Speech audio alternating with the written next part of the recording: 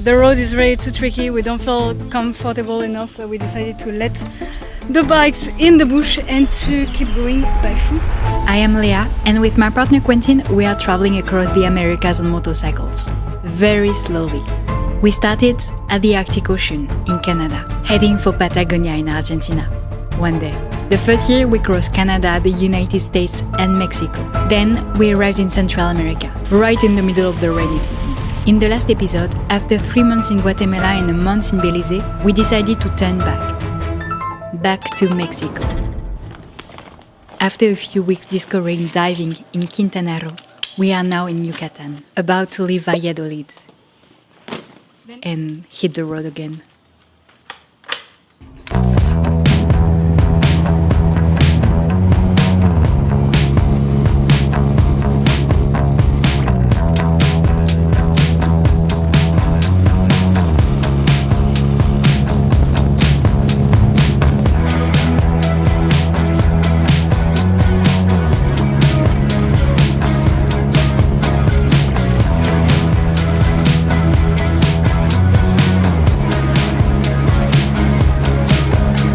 We arrive in Mérida, the capital of Yucatán.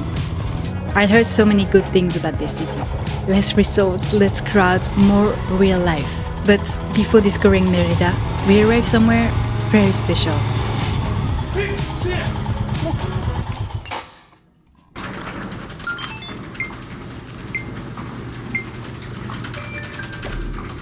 So we just arrived in the house of a bunker biker who is not there.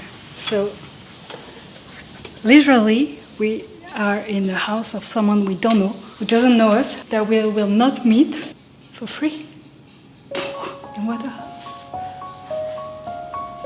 I can't believe the trust of it.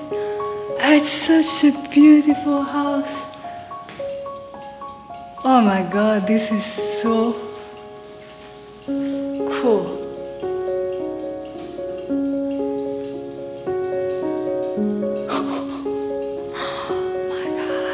Visit. Just imagine the trust.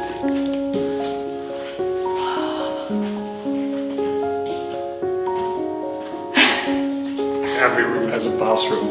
Really? Yeah, and a walk-in closet. Which one do you choose?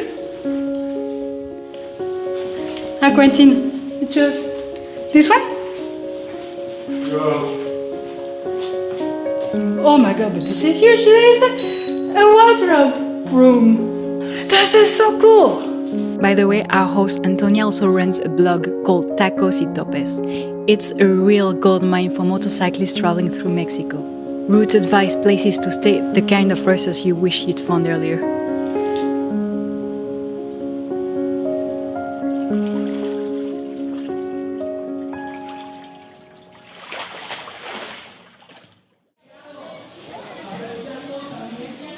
We wandered through Mérida for hours. The market is a maze. Colors, smell, voices everywhere. We love the city. But after a while, the road starts calling again.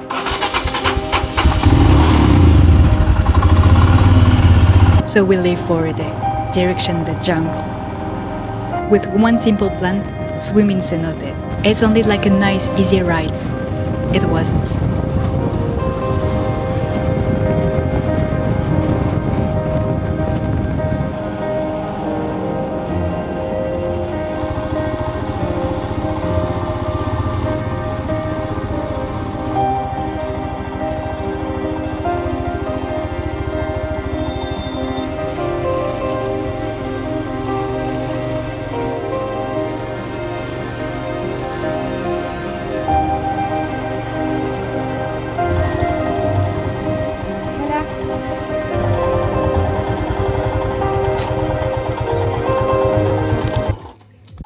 Our first stop is Naya Cenote. So far, so good.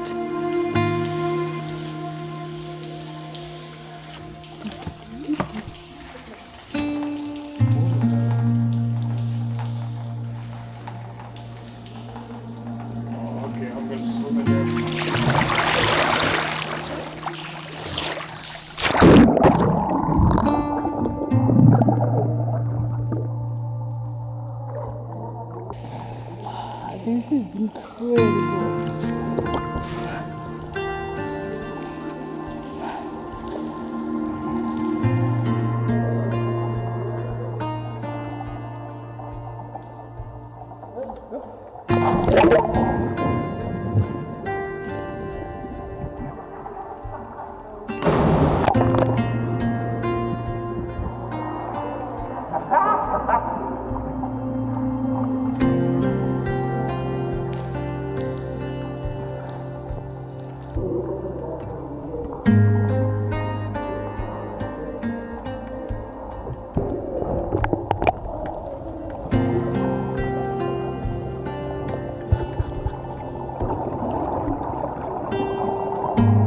I watched the cave diver disappear into the dark.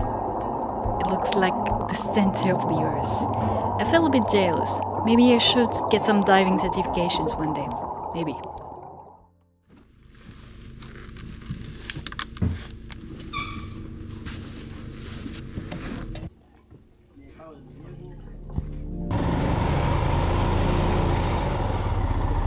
Things get complicated when we try to reach a second cenote just a bit deeper in the jungle.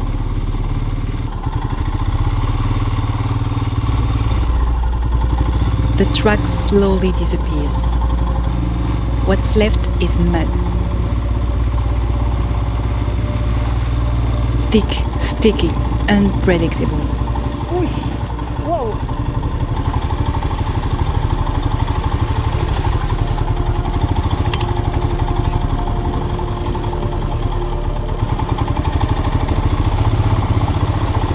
Every meter feels like a small fight.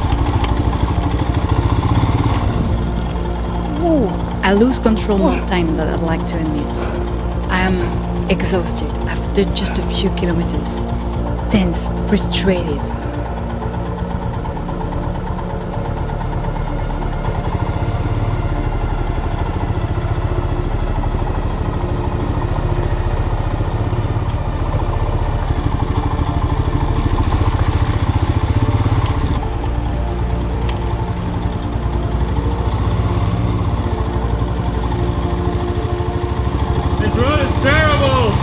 I know.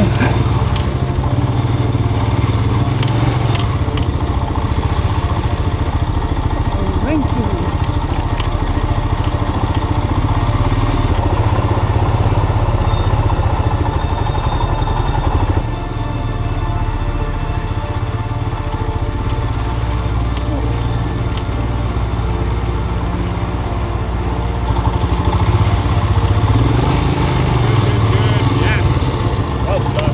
Very not stable, eh? That way you dealt with it quite great.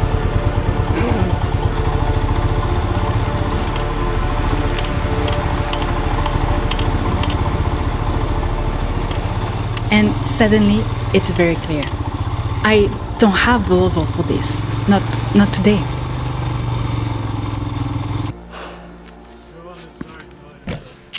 I need a break.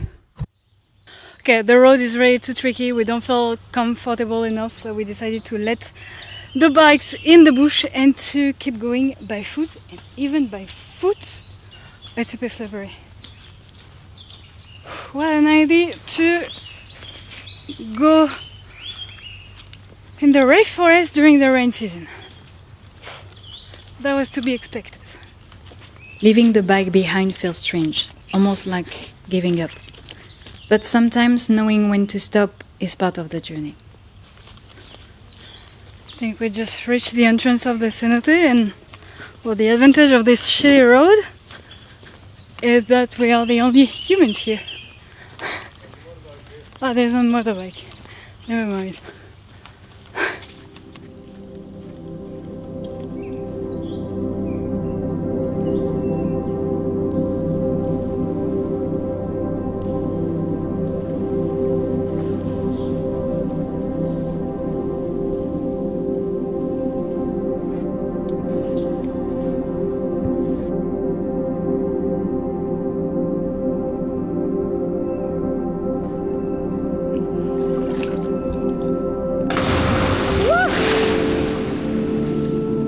I didn't see that coming.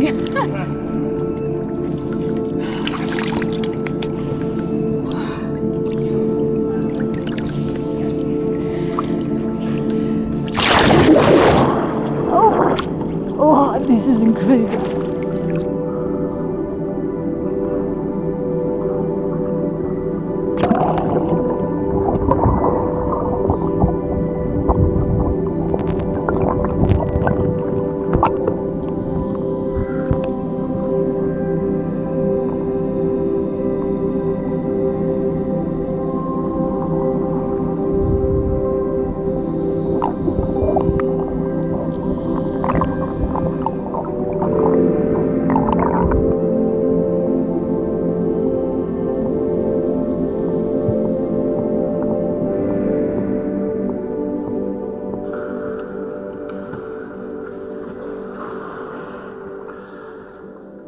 Just coming out of the cenote, we're on our way back by foot. It was the struggle, honestly. It's such a jam. On a Sunday, there were like 2 other girls in it, and that's it. 2 locals, so this is really not the touristic one. It's also not the touristic season, but woo! Ah!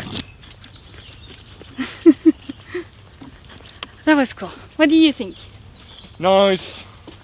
I'm always a little bit scared that something huge is gonna come up from under me. So very rational fears. Yes, monsters. Huh? Monsters. Monsters, yes. Like sharks in freshwater caves. Obviously, Yes, very rational fear. and giant ones with tentacles and 3 rows of teeth. Tentacle sharks. Of course, it's kind of a Pokemon, no? Anyway, I'm a little bit stressed about the way back now because we have to do again everything that we've done, and I lost control a few times on the way in. And I feel like I was lucky not to fall down, and I hope I'll be lucky again, I guess. Yeah, no, the bike would have made it. The bike would have made it. It's really, you need like, I don't know, skills for that I don't necessarily have. Anyway,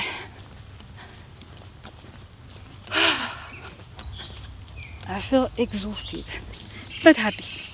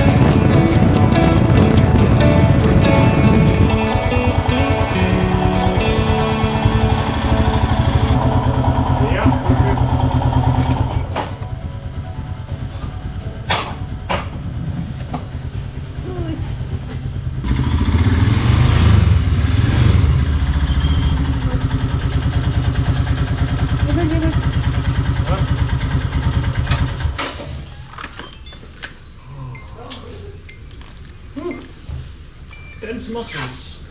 What? Tense muscles. Ah, hungry.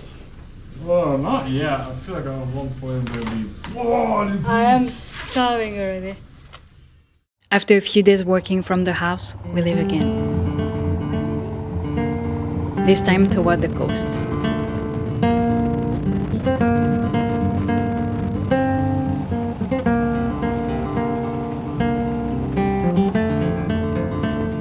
We arrive in Celestún, a small fishing town in the edge of the Gulf of Mexico. It's famous for its flamingos, but what really stays with me is everything around them. We just arrived in the national park of Celestún, which is more or less an hour and a half from Mérida, where we were. And we are about to embark for a boat tour to go and see the mangroves and flamingos and stuff. So yes, that would be cool. It's cool.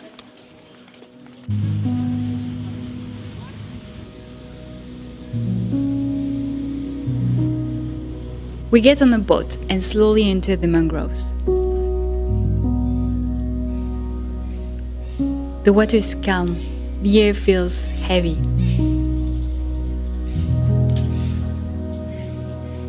Flamingos appear first, almost unreal with their bright pink feathers.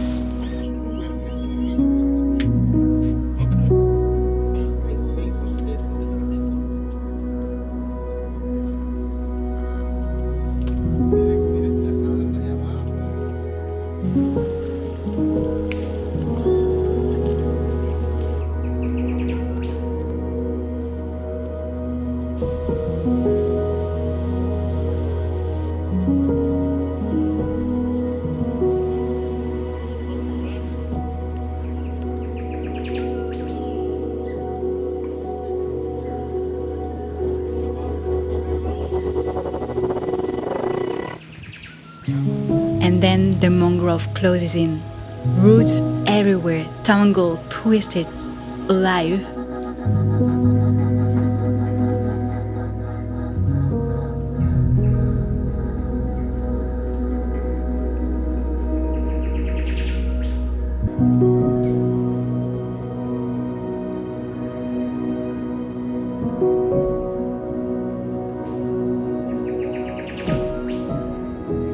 We have a great Maya guide who talks about the ecosystem, the salt, the birds, the balance that keep this place alive. Listening to him, I realize how fragile it all is, how easily it could disappear.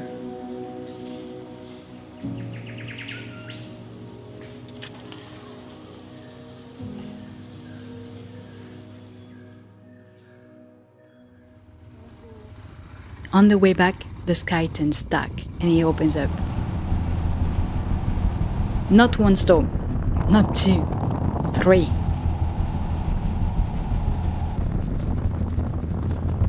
We get completely soaked, laughing, tired, dripping wet. I really can't wait for this rainy season to end. Some days on the road are easy, others remind you of your limits. But even when you have to turn around, even when you leave the bike behind, the journey keeps giving in unexpected ways. Thanks for watching. If you want to keep following this slow journey across the America, please subscribe. And I'll see you in the next video. Cheers!